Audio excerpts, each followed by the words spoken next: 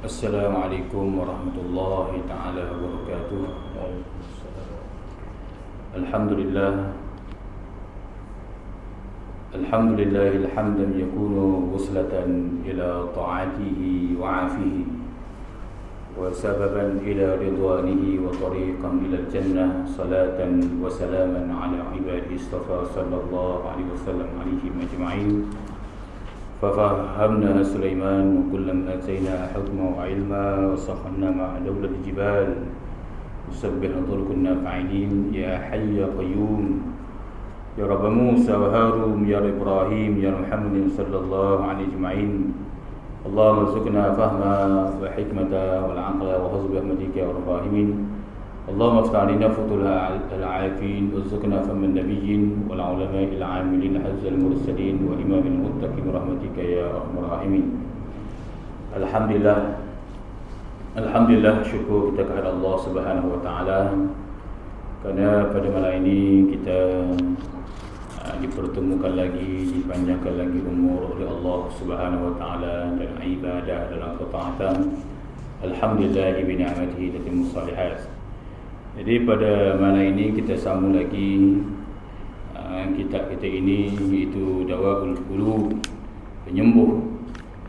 Kitab ini ialah kitab Dawaul Qulub minal Uyub, iaitu menyatakan ubat hati daripada penyakit-penyakit batin. Qala musannif rahimahullahu ta'ala wa nafa'ana bi'ulumihi wa 'ulumina fid darain ya rabbal alamin. Dan tiada yang terlebih mulia dan yang terlebih dimaksud segala manusia melainkan ilmu hakikat jua, iaitu sambungan daripada sesiapa yang iaitu mempelajari ilmu tasawuf, ilmu tariqah, ilmu jalan kepada hakikat, iaitu kepada ilmu hakikat. Maknanya bukan hanya sekadar cakap tinggi tentang ilmu tasawuf, cakap ketuhanan tinggi, tetapi tidak beramal dengan ilmu tasawuf itu, maka ia tidak terhasil. Tu seperti mana musannif menyatakan, jika belajar ilmu hakikat dengan tiada engkau amal seperti amal yang di dalam ilmu tasawuf, itu pun tiada engkau ketahui akan dia akan ilmu hakikat.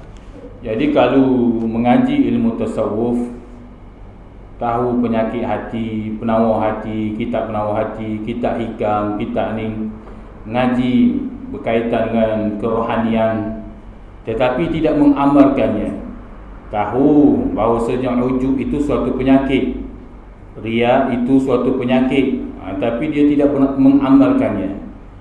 Dia tidak mengamalkan perbuatan, iaitu amalan itu tak boleh ada sifat riak, tak boleh ada sifat ujub, wasa lebih, wasa pandai, wasa bijak, wasa aku pandai dalam ilmu, tak boleh.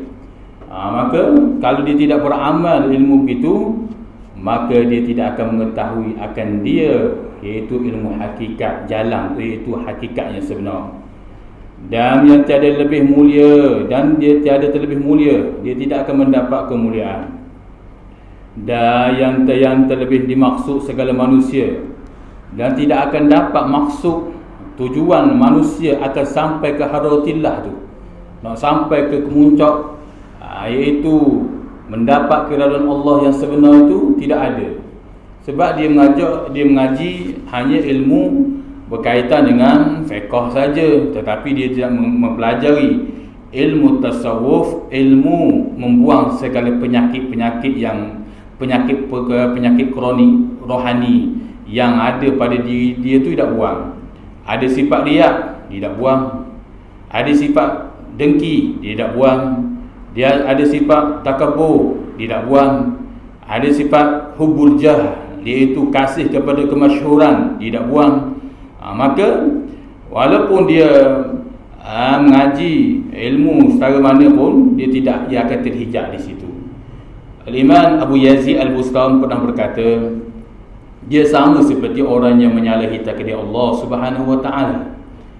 Orang yang ada penyakit-penyakit rohani ni, penyakit hati ni, batin ni, penyakit kekotoran jiwa ni, dia kalau dia buat ibadah, dia akan terhijab di situ.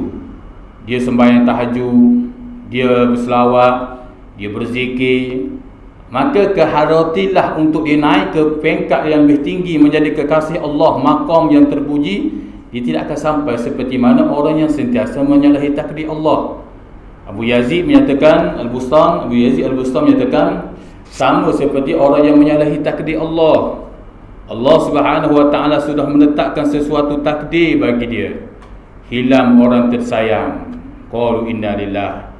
Ataupun takdir dia, kedudukan dia jadi begini, jadi dia begini, keadaan dia sudah ditakdir Allah, keadaan dia begitu, maka dia tidak boleh menerima takdir Allah, seperti mana hadis yang disebut oleh Abu Hurairah. Lalu dia berkata, limaza, iaitu lau fa'altu kaza wa kaza, kalau aku dah buat begini dah jadi gini, kalau aku dah bagi orang makan ubat dah jadi gini, kalau kamu dah bagi makan ubat ke arwah ataupun arwah ayah dah jadi gini, kalau mu dah bagi makan ubat ke arwah ibu dah jadi gini, ni tak ada disebabkan kamu lah. Dia menyalahi, sentiasa menyalahi takdir-takdir Allah. Walaupun dia buat ibadah, bertahajud, berzikir, dia terhijab, dia naik sekejap tapi turun balik, dia tak akan kekal kerana dia menyalahi takdir Allah. Bisanya iaitu orang-orang yang menyalahi takdir Allah Subhanahu wa taala. Rasulullah menyatakan, kul, katakanlah, qaddarallah, itu suatu takdir Allah. Betul. Abu Yazid menyatakan, jikalau manusia mengetahui hakikat iaitu takdir Allah, nescaya manusia akan menangis disebabkan mereka ni sangat buruk sangka terhadap takdir Allah Subhanahu wa taala. Kalau aku dah menikah dengan dia dah jadi gini, kalau aku dah tu dah jadi gini, tu semua menyalahi takdir Allah. Maka samalah juga seperti mana Abu Yazid menyatakan, orang yang mengetahui hakikat, orang yang mengetahui penyakit-penyakit kronik rohani, riya, ujub, takabur, hubbul jah, suka kemasyhuran, apa lagi, penyakit-penyakit ni, dia tidak ada perubahan untuk membuang dalam diri, tidak ada usaha. Kalau dia ada usaha pun, alhamdulillah dah, Allah akan memberi pertolongan. Tapi dia tidak buang penyakit ini, dan sehingga penyakit itu sentiasa mengikuti dia. Maka orang begini dia tidak akan mendapat iaitu tujuan maksud yang sebenar, yakni maqam terlebih tinggi. Sebab ke mana-mana pun mesti melalui ilmu hakikat, kerana hakikat itu jalan kepada makrifat. Kerana ilmu hakikat ni, ilmu yang pandang hakikat ni, ilmu kebatinan ini, ilmu kerohanian ini, dia akan menuju kepada ma'rifat, iaitu jalan mengenal Allah Subhanahu wa taala. Tu kerana jalan hakikat ni, pandangan hakikat ini, dia akan nampak segala makrifat pada diri dia. Dia tahu bahawasanya diri dia ada kekurangan begini. Dia sudah mengenal diri dia, sehingga dia tengok sesuatu kejadian Allah, dia balik pada Allah. Ini suatu min ayatillah, ini suatu tanda-tanda kebesaran Allah. La'allahum yadhakkarun, mudah-mudahan mereka dapat menjadi orang-orang yang ingat akan tanda-tanda Allah ni. Jadi kepada makrifat itu dia tidak akan sampai kalau dia tidak isi dengan ilmu tasawuf, yang merupakan ilmu yang hakikat, yang menuju kepada hakikat, yakni hakikat sebenar daripada Allah Subhanahu wa taala. Dan makrifat itulah jalan kepada mengenal hak Allah taala. Jalan makrifat inilah jalan mengenal diri sendiri, ataupun jalan makrifat kepada Allah ini. Maka jalan ini adalah jalan menuju kepada hak Allah Subhanahu wa taala. Kita mereka orang awam ni, syariat ni, kita makrifat kenal diri kita, kena ada. Bila makrifat kenal diri kita, kita akan rasa malu di hadapan Allah Subhanahu wa taala. Seperti mana sehingga kita akan naik di peringkat-peringkat yang seterusnya, itu hak Allah, terpulang pada Allah. Sebab sehingga sampai tahap ilmu hakikat seperti mana nakal dalam kitab hikam, sehingga sampai tahap mereka rasa malu nak meminta dengan Allah Subhanahu Wa Taala, kerana mereka merasakan Allah menciptakan dia. Seperti seseorang itu buat robot, tiba-tiba robot tu minta sesuatu daripada dia.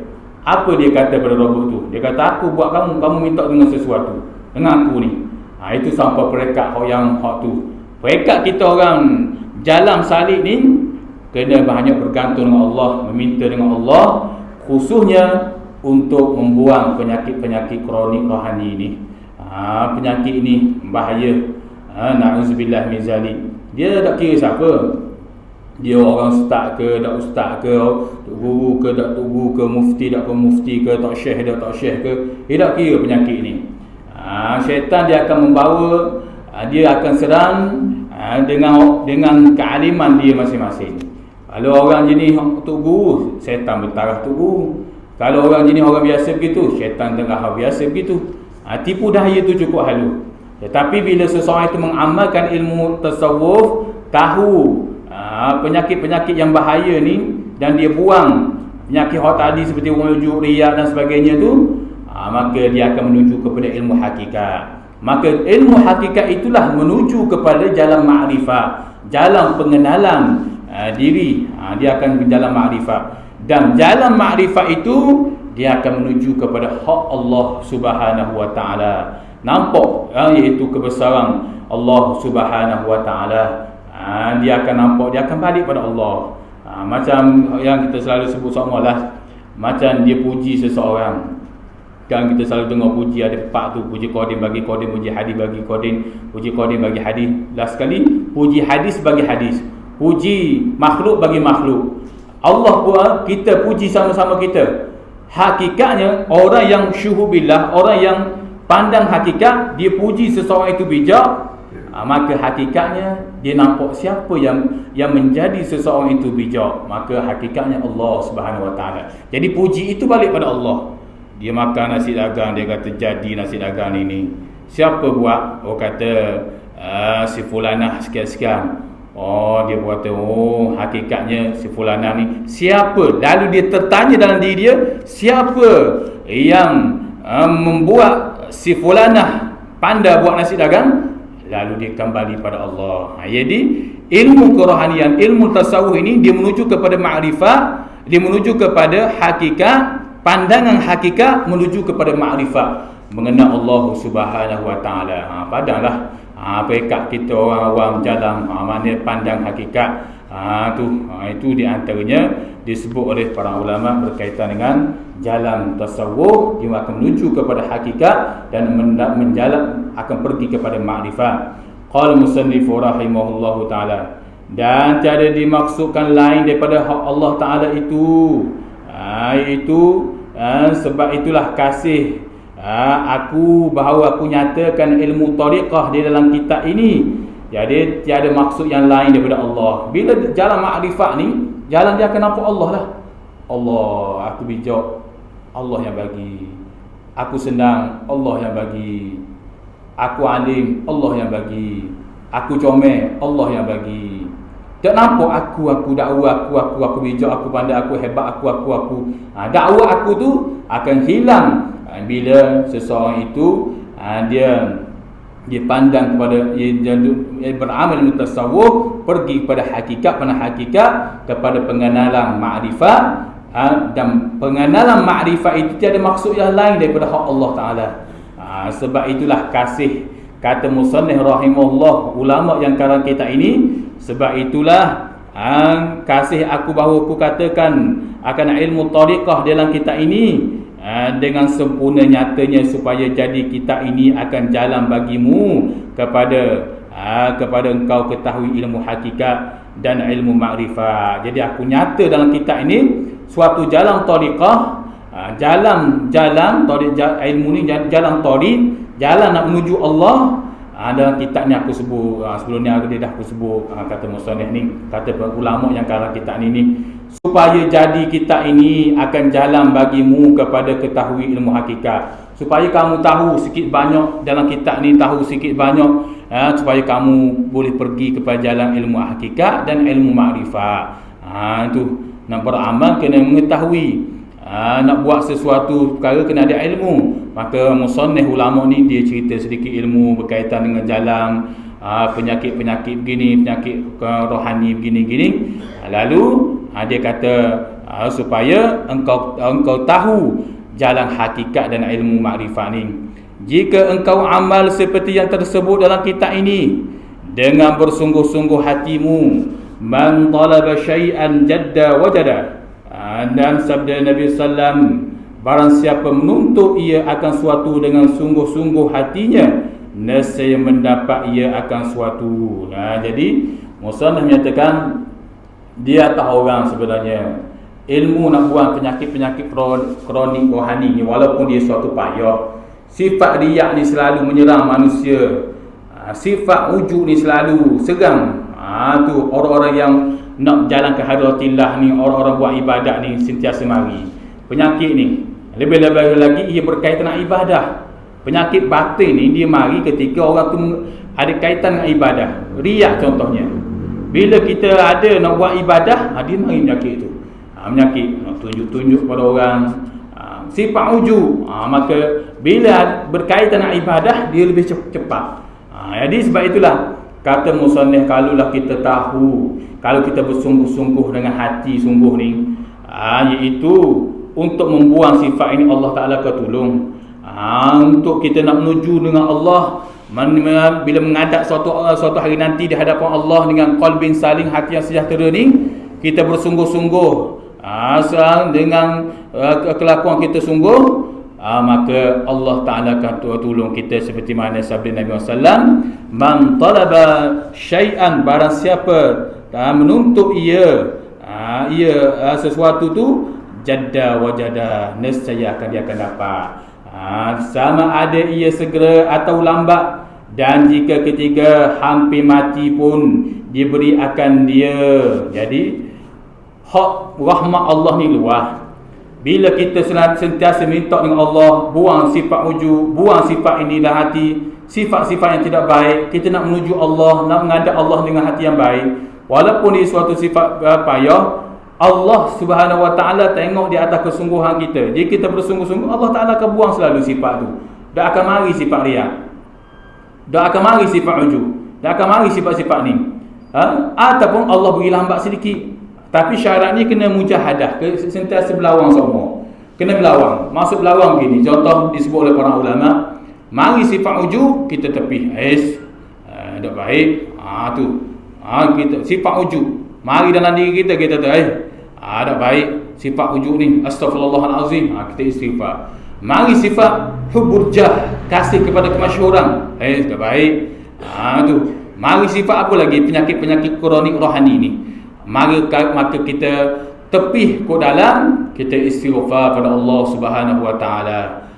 Itu kita istighfar. Maka dengan kita bermujahadah, berlawanan sama dengan nafsu kita, akhir-akhir sekali nafsu akan ditunduk juga. Nafsu ni dia ciptaan, nafsu ni dia degil sikit. Sebab itulah hawa nafsu ni dia degil. Yang telah disebut dalam kitab Kashful Ghabiyah, iaitu Kashful Ghabiyah, akal dalam ciptaan akal. Bila Allah tanya kepada akal, siapa aku, siapa kamu? Akal jawab selalu, kamu adalah Allah, aku adalah akal. Bila ciptaan nafsu, Allah tanya kepada dia, siapa kamu dan siapa aku? Lalu dia menyatakan, kamu, aku. Lalu Allah rendang dalam api ni, dalam penciptaan nafsu ni.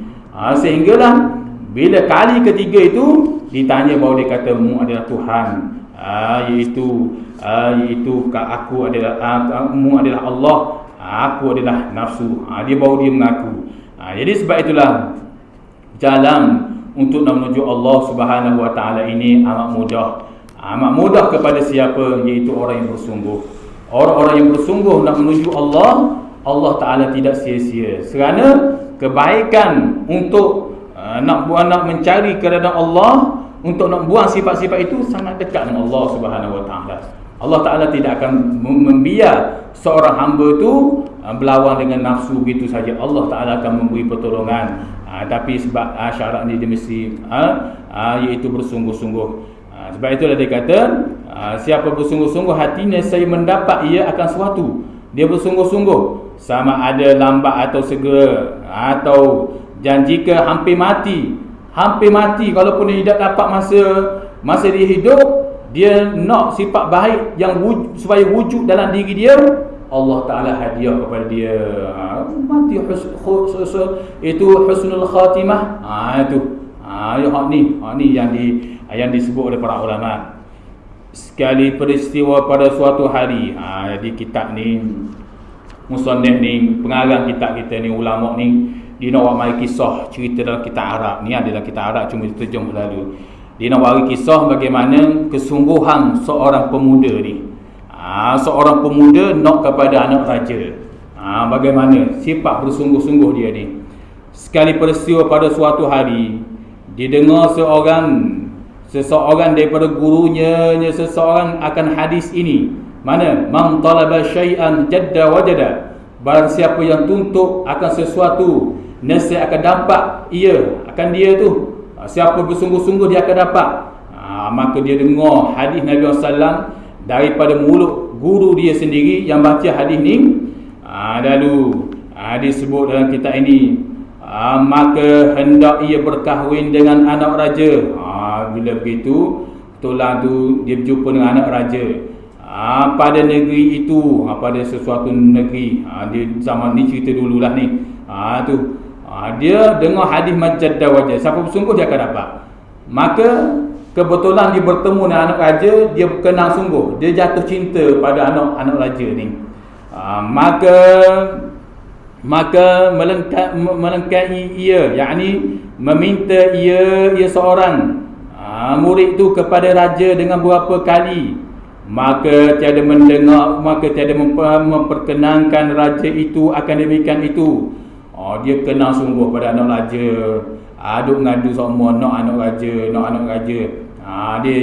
Dia pegang pada hadis majadda wajada tu lah. Dia bersungguh-sungguh dak ni. Lalu dia pergi minta dengan raja. Nak puteri raja. Raja pun panggil tiada memperkenan. Raja tak layang. Kalau nak layang, orang kapung. Mari minta anak raja tiba-tiba. Maka meminta ia pula. Maka melengkai, yakni meminta ia pula. Dia minta lagi. Bila raja dapat tahun bagi, dia minta juga anak raja. Ni dia nak bersungguh-sungguh ni. Maka berkata raja, jadi mai minta raja jadi bosan lah. Apa benda ni? Raja pun nak buat keputusan. Raja kata, apalah pemuda ni duk minta anak aku ni. Dia tahu keadaan diri dia ni macam mana. Tapi dia nak juga anak raja. Dia berpegang pada hadis majadda wajada. Man talaba syai'an jadda wajada. Barang siapa tuntut akan sesuatu, dia akan dapat sesuatu ni. Dia pegang hadis tu. Maka begitu raja jadi bosan dah. Maka kata raja kepadanya, jika berkehendak berkahwin dengan anakku dan adalah jamu anakku itu, yakni emas, untuk emas kahwin anakku itu 3 biji mutiara seperti iaitu telur ayam besarnya. Jadi raja pun beri syarat payah selalu kepada dia. Dia duduk nak anak raja, anak orang biasa tak ambuh. Dia nak anak raja sangat ni. Ni seorang murid, dia dengar guru dibaca majadda wajada ni, hadis berkaitan siapa bersungguh akan dapat itu janji Rasulullah. Maka dia pegang sungguh. Dia nak anak raja kali ni. Dia nekat, memang nak sungguh anak raja. Dah kira dah. Jadi raja pun beri tawaran, mu nak anak aku boleh. Tapi kamu kena beri mas kahwin tu 3 biji mutiara. Besar telur ayam tu. Nak cari mana? Telur ayam tu. Besarnya. Maka jika engkau beri akan daku seperti demikian itu, hak aku minta tu, raja kata. Jika kamu nak anak aku dan kamu bagi hak apa aku minta, 3 mutiara seperti terbesar telur ayam tu, iaitu membagi, nescaya aku perkenan akan permintaanmu. Raja kata, kalau mu dapat mutiara tu 3 mutiara besar telur ayam tu, dah mu nak sangat anak aku ni, kata raja, kamu kena pergi cari mutiara, iaitu kalau kamu dapat 3 mutiara besar telur ayam tu, aku akan perkenan, aku bagi nikah dengan anakmu ni. Maka berkata murid itu, bahkan Iaitu bila begitu murid ni dia dengar raja kata begitu, dia kata bahkan aku terima iaitu apa tuanku minta ni, apa syarat tuanku nak ni saya akan buat. Kemudian dia kata bagi raja, hei raja, maka dia pun kata kepada raja, hei raja, hei tuanku, mana tempat mutiara itu, mana tempat mutiara tu. Nak cari sungguh sekali ni. Memang nak sungguh kan puteri raja ni, nak sungguh. Dah mana tempat tu wahai tuanku. Maka kata raja, adalah ku dengar khabar orang yang dahulu-dahulu adalah di dalam laut silam, laut belah-belah nu lah, belah harap nu. Tu aku raja kata, bahawa dia kata kalau raja nak begitu, mana tuanku ni mutiara ni. Raja kata aku dengar cerita-cerita orang dulu-dulu, mutiara hak besar-besar ni, banyak mutiara ni dia ada duduk dalam lautan. Dia duduk dalam laut yang nama laut dia silam. Kemudian maka berjalanlah ia pemuda ni murid ni. Dia bersungguh-sungguh ni. Dia berpegang pada hadis majaddah wajadah ni. Maka berjalan ia kepadanya. Maka dia berjalan nak pergi ke laut dah ni, hingga sampai kepada tepi laut.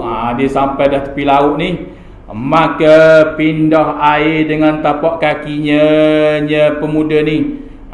Dia tak bahan cebok, dia bahan tapak tangan dia. Dia cebok air laut lah. Dia cebok air laut, dia buang. Jadi kalau tengok situ pun perbuatan sia-sia lah. Tapi dia berusaha nak nak ambil mutiara dalam laut ni. Tu kalau dia cebok dengan beledi pun tak habis air laut. Tapi kesungguhan dia tu, ada kesungguhan dia nak kepada anak raja nak ambil mutiara dalam laut ni. Maka jika tiada kuasa dengan kakinya, maka dengan jarinya, dengan tapak kaki jari dia kau air dah panggil dah hilang juga air laut bahan cebok pun dah jadi benda juga. Tapi dia bahan dengan tapak kaki dia, tapak tangan lagi, maka dak jadi juga dengan jari dia. Dia jari dia kaih air gitu, dah duk kaih air buat lari nak ambil mutiara tu. Bila begitu, demikianlah berapa masanya di sana hingga lapar.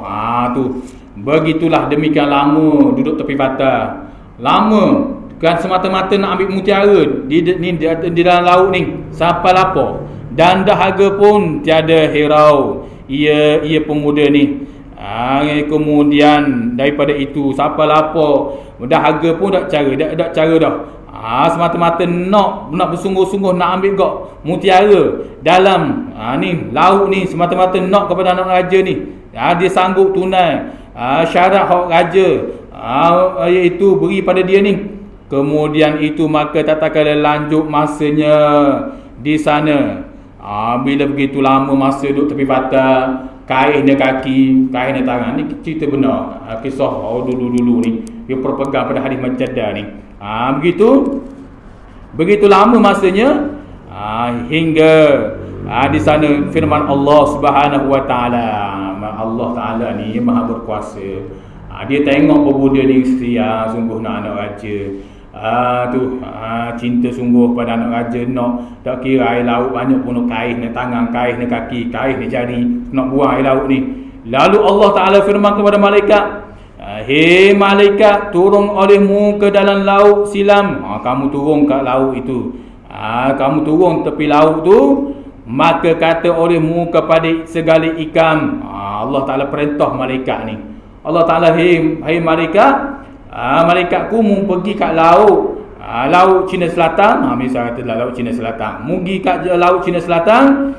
Kamu minta ikan hok dalam laut Cina Selatan tu, kamu khabar pada dia, jika engkau penuh hajat orang yang di tepi laut, nescaya itu jika engkau tiada penuh hajat orang yang di tepi laut, nescaya matilah engkau sekalian, hei ikan. Jadi malaikat ni perintah daripada Allah, disebabkan bersungguh-sungguh pemuda ni nak ambil mutiara, maka Allah Taala perintah pada malaikat suruh khabar pada pergi kat laut, supaya kat air laut ni kabur ikan yang ada di laut ni, kabur berikan, kalau kamu tak tunai hajat pemuda ni, nescaya iaitu nescaya matilah kamu sekalian wahai ikan. Kerana apa? Kerana kering airnya. Kerana air akan kering. Empat pemuda ni duduk kain ni, lama ni, duduk kain kaki, kain tangan, bersungguh-sungguh ni. Maka turun malaikat kepadanya, dikata kepada ikan, seperti yang disebut oleh Allah khabar kepada malaikat. Maka malaikat jumpa itu di kalangan ikan-ikan ni, iaitu mu kena tunai hajat pemuda ni. Habis air laut hilang kayak gini. Maka kata ikan kepada malaikat, apa hajatnya pemuda ni? Apa hajat pemuda ni? Dia nak benda sebenarnya pemuda ni. Tu ikan tanya kepada malaikat. Maka berkata ia malaikat, tiada aku tahu, tetapi hampirlah olehmu, nanyalah akan dia kepada orang itu. Malaikat kata, aku tak tahu. Mungkin tanya, wahai ikan, mungkin tepi laut, mu tanya pemuda tu, mu nak apa sebenarnya? Mu duduk ke air supaya kering air laut ni, bersungguh-sungguh ni, mu nak apa sebenarnya? Mungkin tanya. Bila begitu, maka pergilah segala ikan kepadanya, kepada pemuda itu. Kemudian menanya ia pemuda itu, apa hajatmu, hei pemuda, sehingga duduk ke air ni, duk cebok-cebok air ni, jari tangan kakimu, jari lagi. Yang engkau memati sekalian kami, sehingga engkau duk kau air ni, akan menyebabkan kami akan mati ni. Pada Zuhair adat tu tak mati, air laut banyak, tapi perbualan ikan tu dengan iaitu engkau akan memperkeringkan iaitu airnya, air laut ni. Kamu nak apa hai pemuda? Maka kata pemuda tu, aku berhajat kepada mutiara yang besar-besar 3 biji, besar telur ayam tu. Maka kata ikan, nanti engkau kami penuhi ajakmu. Maka kembali sekalian ikan hingga mengambil mutiara. Maka diambil mutiara semata-mata, maka diambil mutiara satu-satu ikan sebiji. Ikan ambil seekor ikan tu, ambil mutiara tu. Maka dilontarkan akan dia mutiara itu ke tepi laut. Maka diambil pemuda murid itu kira-kira segantan jua. Maka kembali ia pemuda itu kepada raja. Dah ikan mengatur dah mutiara ni, ikan diambil dalam laut ni atau tepi batas, maka dia ambil segantang mutiara tu, maka dia dah dapat ni. Maka dia pergi jumpa raja ni. Maka tak kala dilihat raja akan dia. Maka tak kala dilihat raja akan dia, akan pemuda ni, maka dikahwinkan akan dia, akan raja ni dengan anaknya raja. Maka dikahwin akan dia, akan pemuda ni dengan anak raja. Dah dapat dah mutiara besar telur ayam ni. Tu busa dia tu. Kemudian kembali murid itu kepada gurunya. Sudah berkahwin dah dengan anak raja ni, lama masanya bertahun ni. Itu kepada gurunya serta katanya, iaitu benarlah, benarkanlah katamu wahai guruku. Mana guru dia sebut majadda wajada. Jadi sampai tahap tu, begitu lamanya disebabkan bersungguh-sungguh. Maka sebab itulah Allah Subhanahu Wa Taala ni, dia tidak akan mensia-siakan. Kalau mutiara yang duduk di lautan, yang susah pada adab, pada akal nak mikir tak boleh cerita ni kadang-kadang, tapi bagi sisi Allah tak mustahil. Maka begitulah bagi orang yang nak menjarah hati karotilah, nak buang sifat-sifat yang dalam hati ni, walaupun dia penuh penyakit seram begini, Allah Subhanahu Wa Taala akan tolong disebabkan dia ada sifat bajadda wajada. Tapi kalau membiar begitu saja, macam mana Allah Subhanahu Wa Taala nak turun? Sebab tidak ada kesungguhan. Itu di antaranya. Maka bicarakanlah olehmu, hei segala saudaraku. Tu. Jadi musannif kita ni kata, bicarakanlah.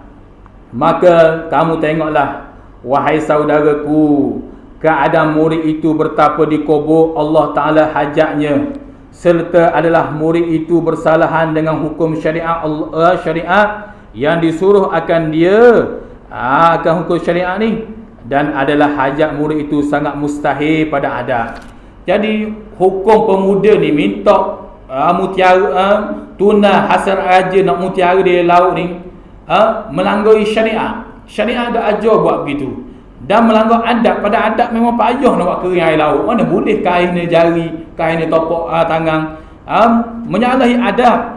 Maka kata iaitu tuan kita ni ulama, tetapi tetapi engkau sangka padahal pada hajatmu yang harus pada adat, tetapi ia terlebih dikasihi oleh Allah akan dia, yang disuruh akan dia serta redha.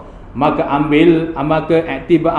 iktibarkanlah salik akan perkataan ini, nescaya jadilah kuat pada hatimu serta sangat harap kamu akan hasil maksudmu, kerana maksud itu terlebih mudah maksud murid yang terlebih yang telah dahulu. Jadi kata ulama, kalau kisah seorang pemuda nak cari mutiara sampai ke air itu, maka kata ulama yang karang kita ini, tetapi engkau sangka pada hajatmu yang harus, iaitu kalau pada kita ni harus perbuatan kita nak buang sifat penyakit dalam hati ni harus, bahkan barang yang sangat dikasihi oleh Allah. Kalau kita usaha buang sifat-sifat penyakit kronik rohani, penyakit-penyakit hati ni, Allah Ta'ala bahkan harus boleh, dan bahkan dikasih Allah Ta'ala pula kasih, iaitu Allah Ta'ala suruh supaya buang sifat dia, wujud sifat, dan jalan ke hadratillah, belajar dengan sifat-sifat ikhlas yang baik. Kalulah hak begini Allah Ta'ala kasih, maka ambillah iktibar. Salik, orang-orang salik ni orang nak jalan ke hadratillah, orang yang nak mengharap redha Allah, orang yang sentiasa nak mengharap rahmat Allah, maka ambillah perkataan ini, iaitu ni perjalanan mudah. Kalulah pemuda itu payah pada adab mustahil, menyalahi adab, menyalahi syariat, tapi hak yang kita nak buang penyakit dalam hati ni sangat panggil, walaupun sangat payah, tapi harus bahkan disuruh tuntut, kerana perbuatan itu sangat dicintai oleh Allah, iaitu penyakit-penyakit hati ni. Nescaya jadilah kuat hatimu serta sangat harapmu akan hasil maksudmu.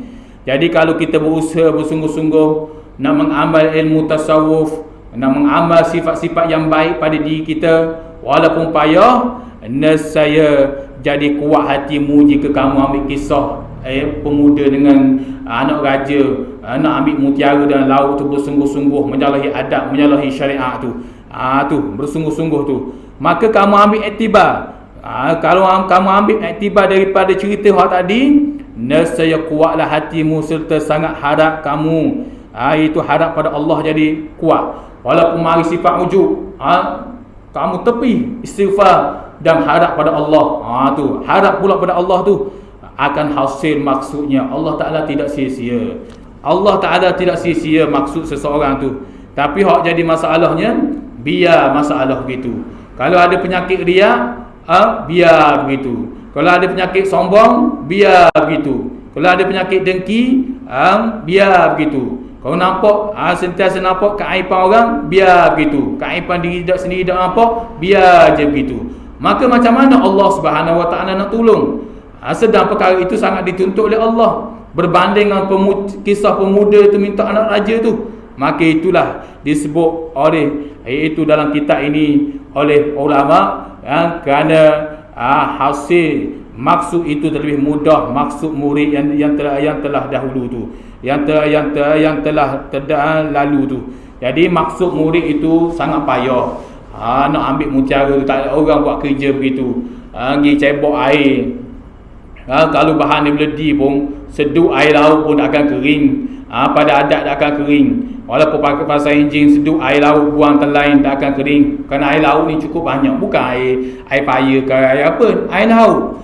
Jadi pada adat, tapi Allah Ta'ala tunda maksud pemuda ni, kerana dia bersungguh-sungguh nak anak raja, sanggup tunda hasrat raja. Nak anak aku boleh kena ambil mutiara, 3 mutiara ni dalam laut ni. Maka tak boleh nak mikir pada akal kalau kita tengok kisah ni. Tu maka begitulah maksud hajat kita ni. Walaupun kata penyakit payah gini, nak buang sifat ni, memang dia tak lari.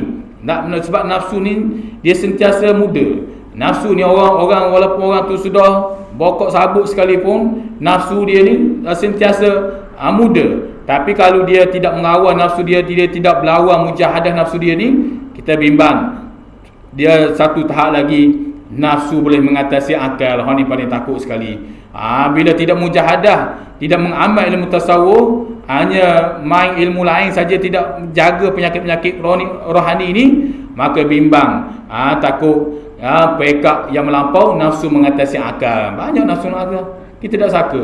2-3 hari ni terdengar cerita Toki tu ogo cucu, tu ayah ogo anak sendiri. Macam-macam cerita. Kalau ada kita fikir, maka tak heran.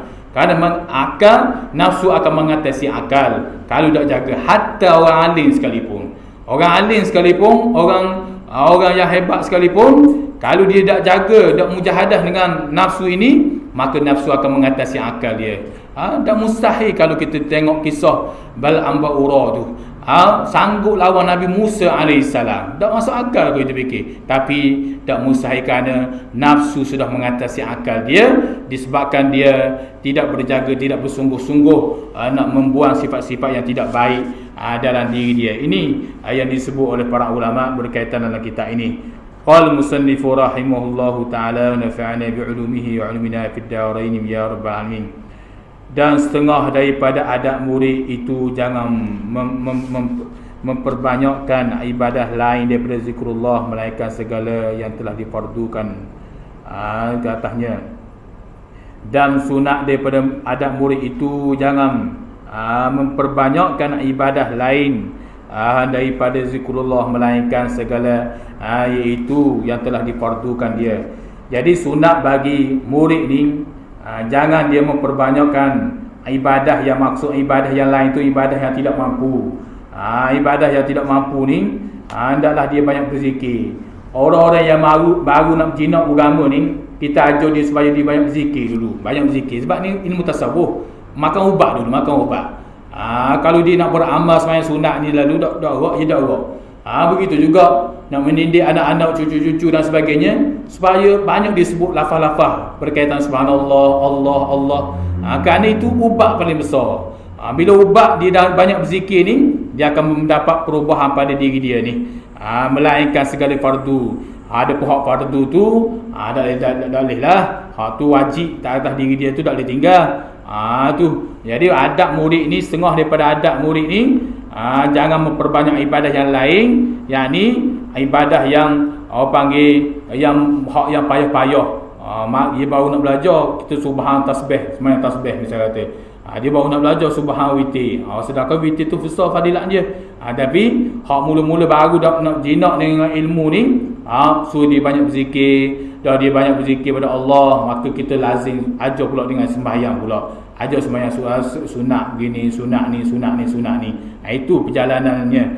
Dan sunat rawatib juga. Dan begitu juga, melainkan hak yang iaitu sunat rawatib. Adapun sunat rawatib juga tiada yang lain. Adapun sembahyang sunat rawatib ni ba'diyah qabliyah tu ajarlah, supaya murid ni belajar zikir dan buat sembahyang sunat ba'diyah qabliyah, sunat selepas maghrib itu tu buat. Sebab tu saya ingat dulu pun, saya di pondok dulu pun begitu.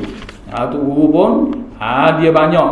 Dia kalau pagi tu dia suruh zikir la ilaha illallah ni.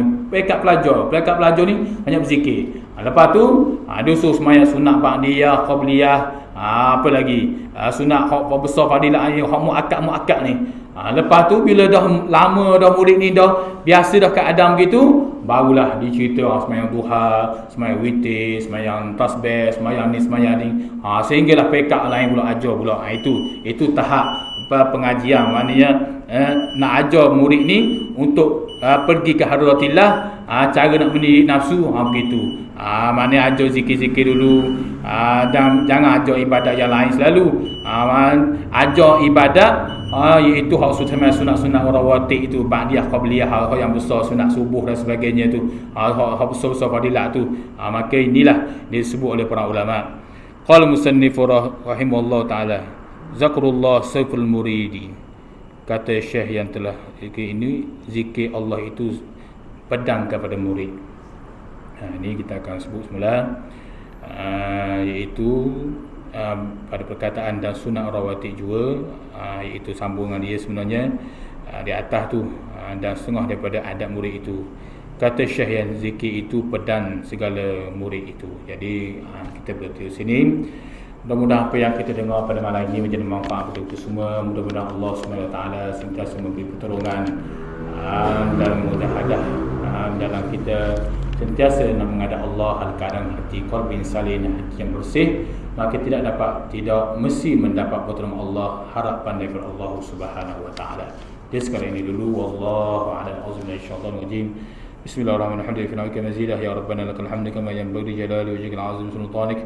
Allahumma salli ala Muhammad wa ala Muhammad. Allahumma aghnina bil ilmi wa zayyina bil hilmi wa akina bit taqwa wa ajinna bil afiyah. Rabbana atina fid dunya hasanah wa fil akhirati hasanah wa qina adzaban nar. Wa sallallahu ala Muhammad wa ala alihi wa sahbihi wasallam. Walhamdulillahi rabbil alamin. Assalamu alaikum warahmatullahi taala wabarakatuh.